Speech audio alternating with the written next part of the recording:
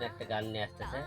তাই অবশ্যই আমার এই ছোটো বোনটাকে বেশি বেশি সাপোর্ট করবেন, তার পাশে থাকবেন এবং তাকে গান গাওয়ার জন্য বেশি বেশি সাহস দেবেন, যাতে আপনাদেরকে ভালো কিছু উপহার দিতে পারে, আপনাদের মনের মতো কিছু গান আপনি দিতে পারে। সে গান লিখতেও পারে, সুরও করতে পারে, খুব ভালো গান ইয়ে করে।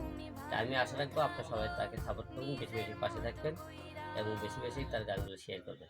আর আপন হইলাম না জীবনে, আপন হইলাম না